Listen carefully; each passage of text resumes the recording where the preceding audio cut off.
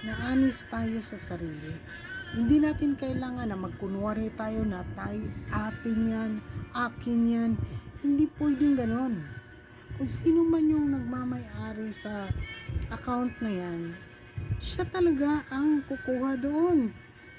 Hindi mo kailangan na magmamalaki ka sa sarili mo because you have a group to rowing someone else. Diba? Hindi ka dapat ganun. Dapat maging totoo ka sa sarili. Dapat ibigay mo sa may-ari yung ATM na yan, kung sa kanya man yan. Dapat ibigay mo ang account na yan para hindi na siya maaburido yung ulo niya sa kakahanap niya kung nasaan na yan.